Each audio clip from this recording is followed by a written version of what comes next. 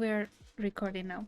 So what I wanted to explain you about values is that this is not the best example because it's very like a very soft image. It doesn't have any rough edges.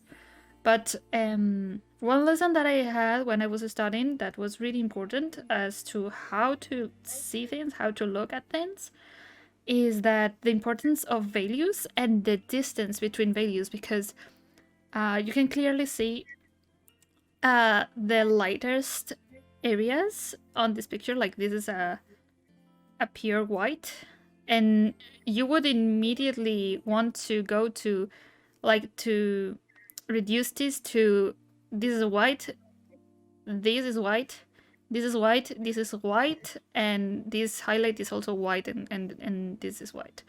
Why I'm not saying this is the best picture as to put as an example is because the light source is hitting this part. 1 second. Let me pick my favorite color, of course.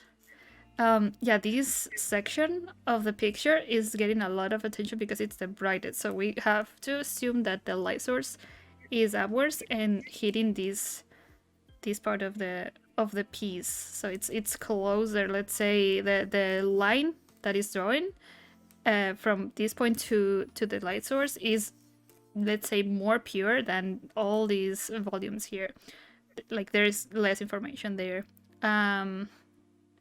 So why did I mention these areas is that when your eye needs a little bit training at first, or when we are not used to analyze the values, is that we will want to say, our brain will translate that information to this is the same color, this is all the same shade of white. But if we pick the color here, I'm gonna sorry, I'm gonna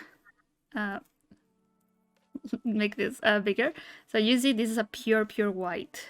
If we go here, it starts going a little bit downwards. If I pick this one, it's almost the same as this, because there's less distance between this and this and this and this, even if it doesn't look like that.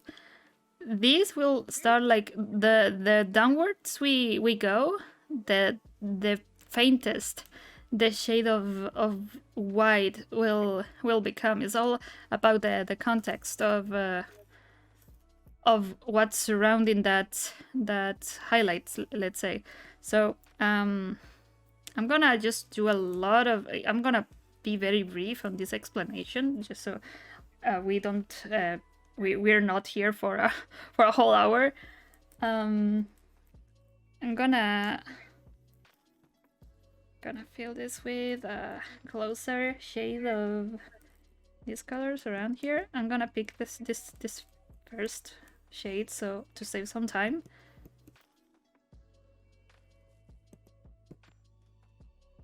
But what I want to do, and I'm trying to train right now, is blocking shades of value, because less is better. Basically, less is better. So we know marble, especially in these sculptures, tends to be very white, very white, very pure, very clean.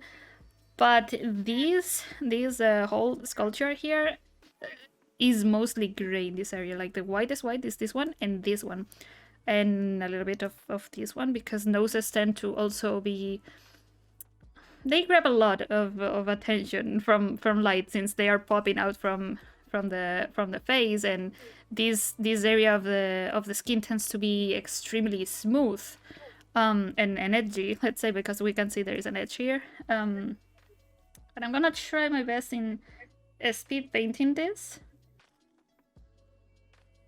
Since I already turned this picture to black and white. So I like starting with, let me actually create a new layer for this, since we are working on digital. That's a big advantage.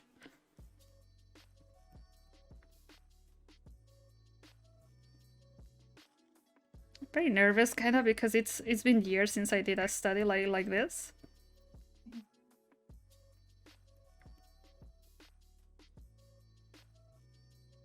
So it's not gonna be perfect in any way. And even if it's not perfect, if you ever do studies, it's not about make the study look extremely photorealistic in this case, since we are studying values and a human face and such, but it's about paying attention to what you want to pay attention to. For example, I'm gonna focus more on values here than accuracy, on make it look like exactly like this sculpture. So I'm not going to spend time achieving that extremely photorealistic look, but more like getting the values right.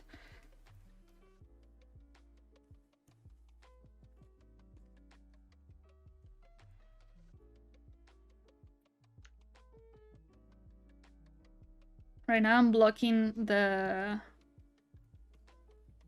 let's say the other line, because it's better, especially when we're studying a, let's say, a living model. This is not alive, uh obviously, but one of the most important things when we are doing a, let's say, a live study out of reference and without, like, to save further headaches, it's being accurate on the proportions from outside to let's say from bigger to smaller, because the brain is also really dumb and will immediately asks us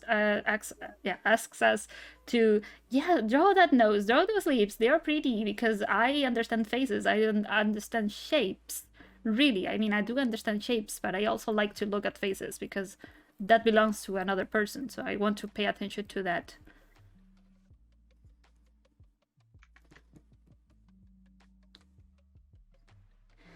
So let's say I've blocked this correctly or closer to what I want to do. And now I'm gonna, let's say, block a little bit more of the things that are grabbing my attention, but I'm gonna be really like messy with those. So we know there's a highlight here, and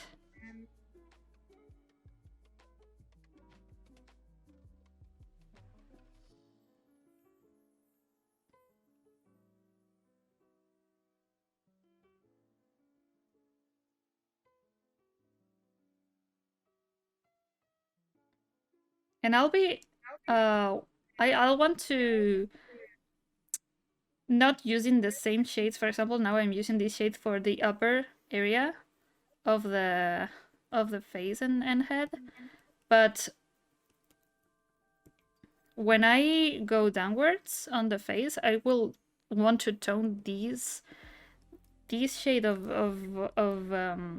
gray to a darker one, because this one you can see it's slightly darker because the light source is, let's say, here, but light loses strength the furthest distance that it has to, let's say, cross. So that looks like it looks like really obvious, but it's not like it's not something, one of these things that sounds obvious, but it's really not until somebody tells you, like, yeah, light doesn't have the same power if you put something against a lamp, or if you put that same thing on the opposite side of the room, it's not getting the same amount of light, because light cannot travel that much with the same strength. It will lose power. So right now I will want to focus a little more on blocking things.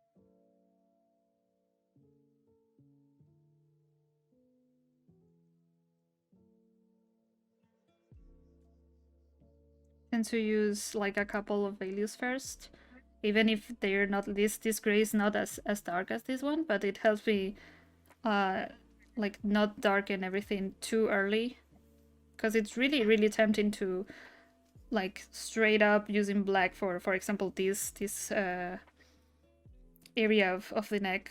So I like to at least let sketch a little bit first on top of things, and then add like layers, like watercolors, like adding layers of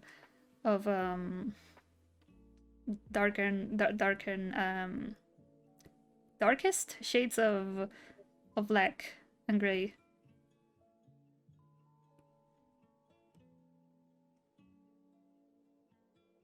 So now it's not accurate, of course, but you see there is just some blobs of gray, and it already looks like a face, and you can see that like the angle is similar too.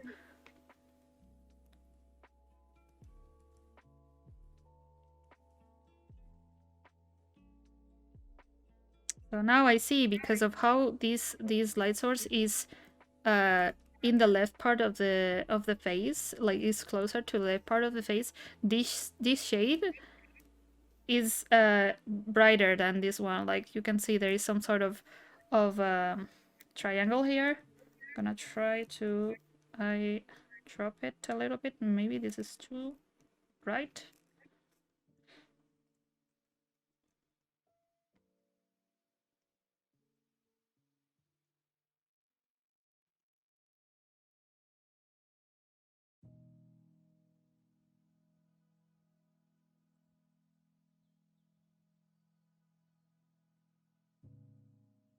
Sometimes I like to give me permission to I like giving me permissions to add these highlights, but like really sketchy, not paying attention to if they're exactly in the place that they should be, because that can be really misleading too.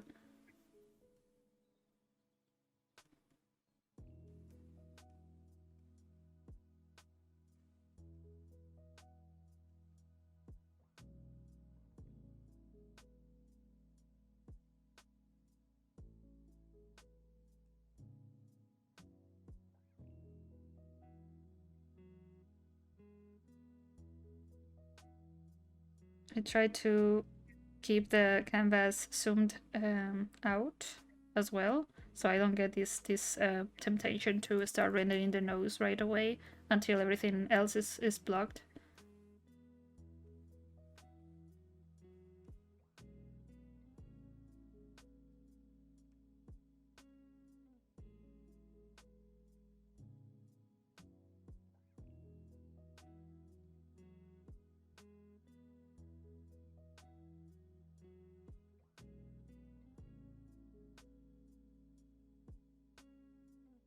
I also tend to pick the shades that are around, because I know that because of context they will have a closer value than the one I'm aiming for.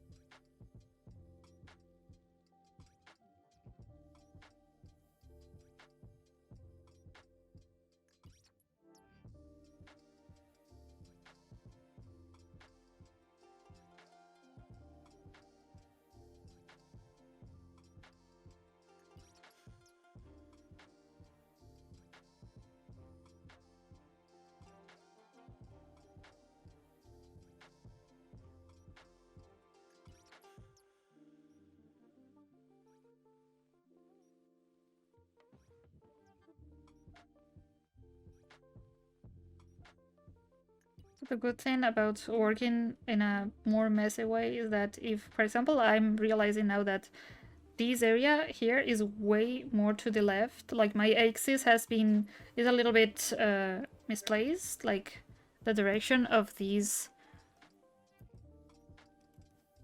phase, like the axis is doing that. Mine is, like, let's say more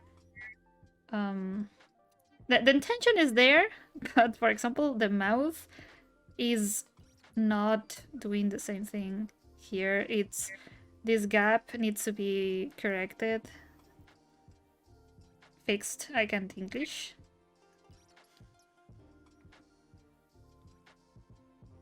So I won't be really sad about overpainting to fix things, because I haven't lost much time with this bit.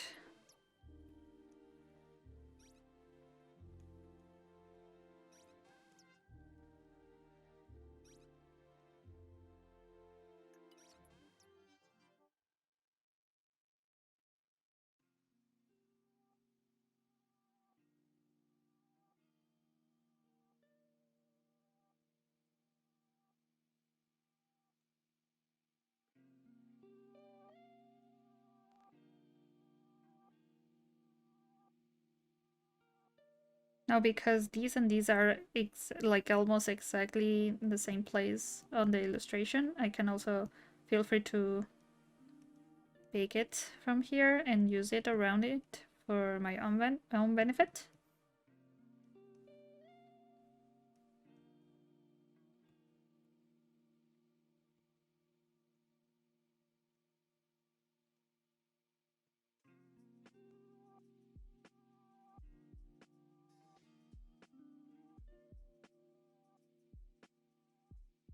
Maybe a little brighter here because of how the light source is a little closer.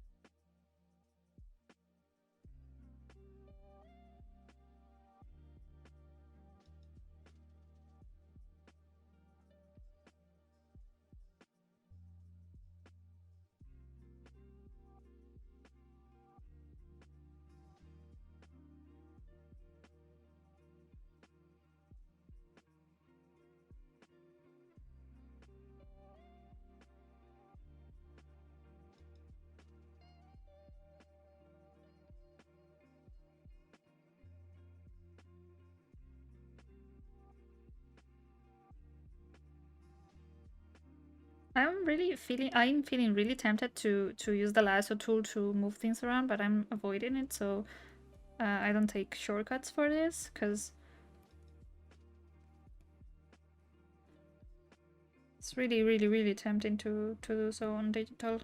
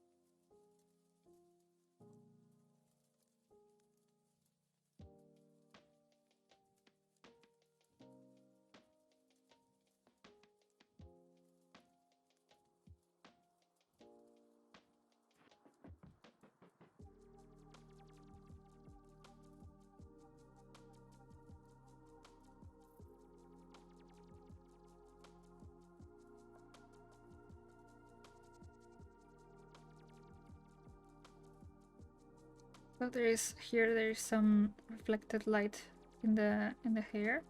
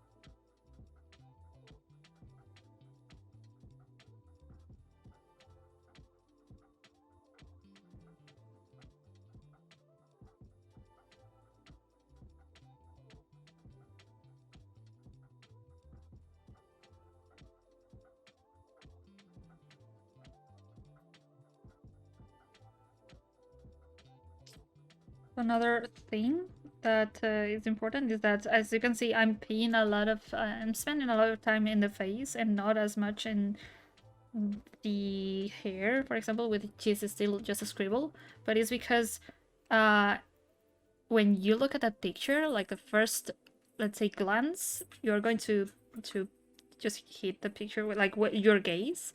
Uh, you will instantly focus at in the nose, eye area, mouth a little bit. You will not pay as much attention to the face, and you can also see this. Sorry for the jingle noises. My cat is playing in the background. Uh, you can also see this in the sculpture because the face is really polished on details. It's really precise, but the hair is almost like a wig made of plastic. Like there's some strands there and some like details, but it's also really blocked.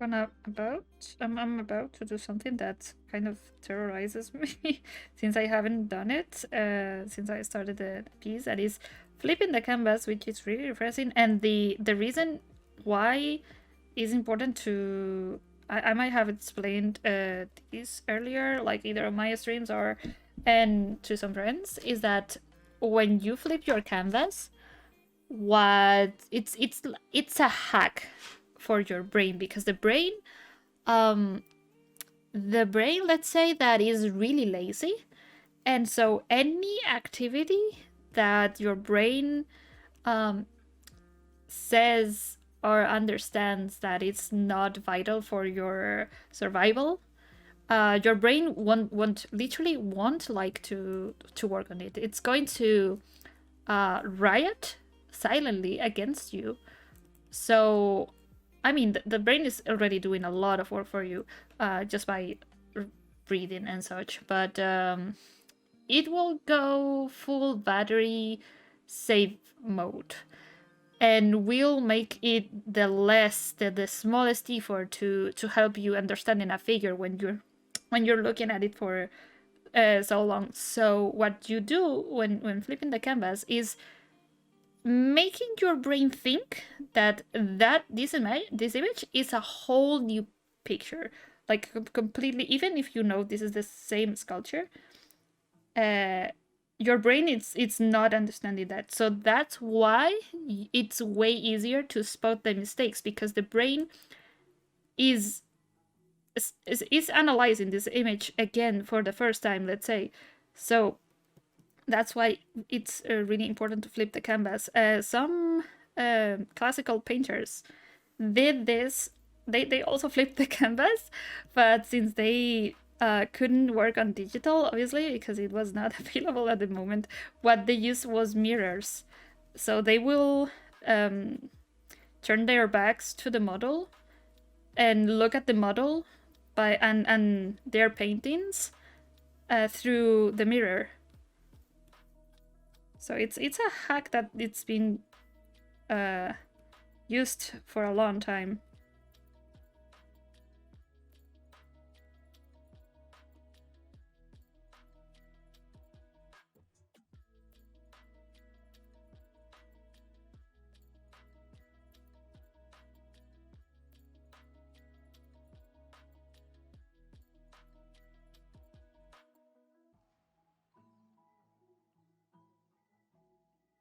So now I can see more values here and there,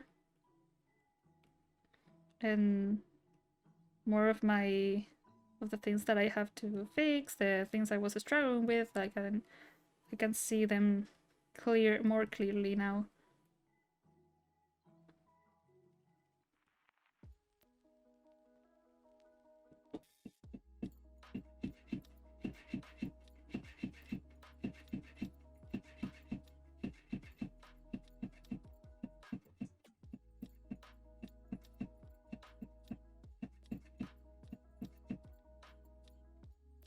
Now I see I was missing some brightness here.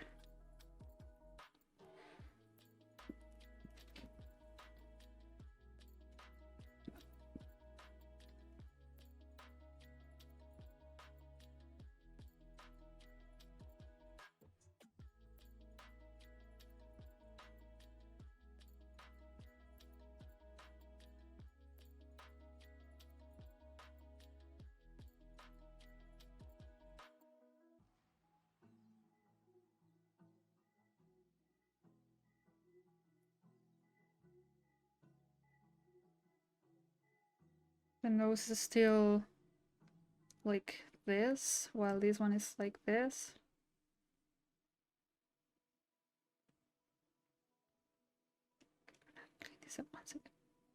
So I have to lower these eyelids and eye socket. I have to lower it more. Move the bone structure a little bit around.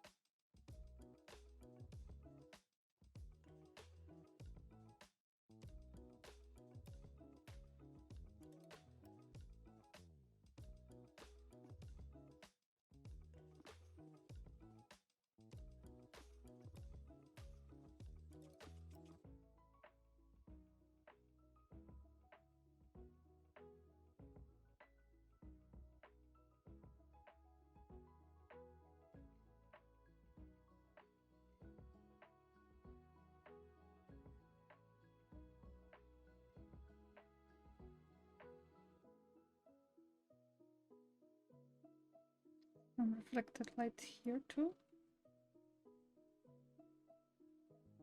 I'm gonna keep it subtle because it's really easy to go ham with that.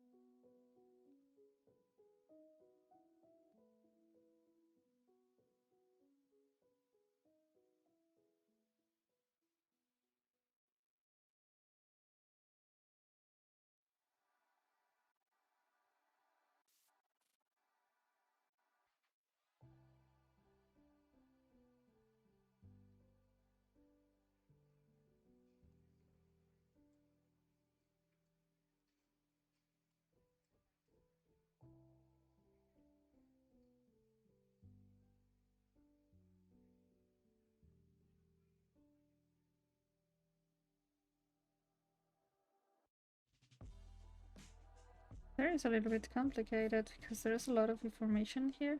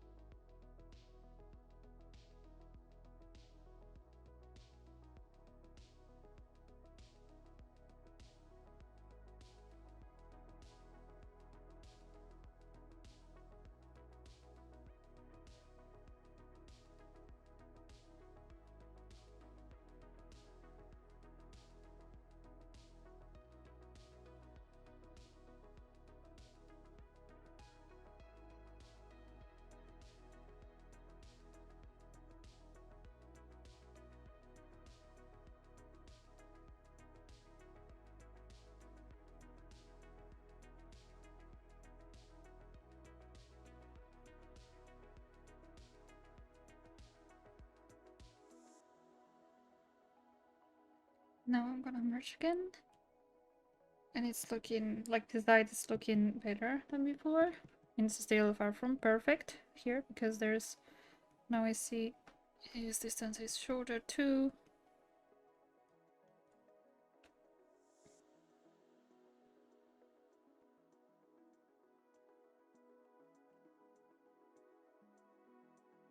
You zoom out too. My balances are, like my values are still a little bit weak here. 1 second.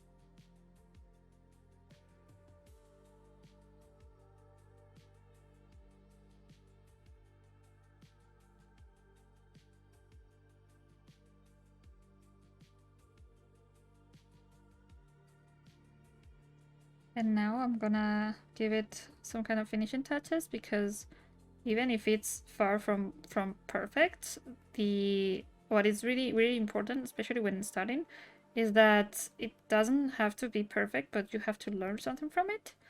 So it's because it's really tempting, and I cannot address it enough. Like, really tempting to get lost in. Yeah, I want to paint over this and make every detail pop up and such. So I'm gonna paint. Okay, why is it doing this? I'm gonna create a new layer for this because it's acting up a little bit.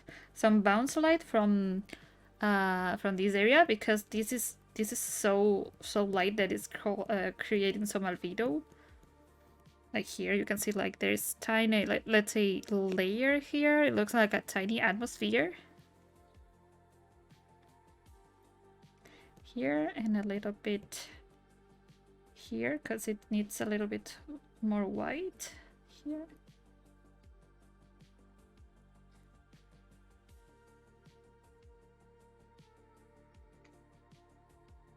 Just to make it a little prettier.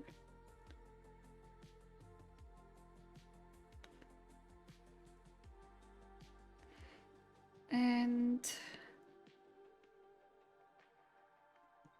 I did some... Oh, whoop. Okay, I'm gonna need to fix that. I already set a dark color for this one because I wasn't sure. I didn't go immediately for black or, well, dark gray here, because since this is a really light figure, just for context, this color, because of color theory, this shade of dark gray could look like it was correct when I, like, once I started working on all this stuff. So I didn't go to the same reason I didn't go for the darkest shades immediately, just because of in context is important.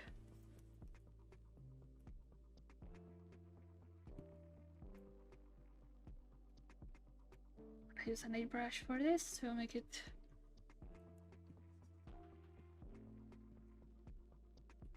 a little quick.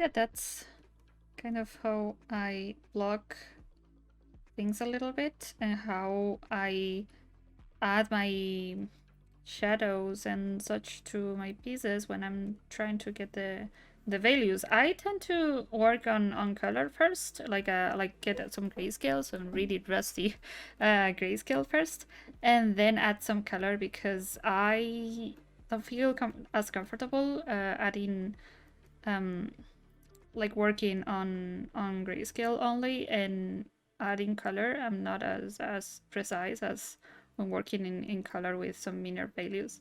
But I like to check from time to time my grayscales while I'm working, so I can make sure that they make sense and the whitest whites are closer to the light source, and my darkest shades are way far from the light source.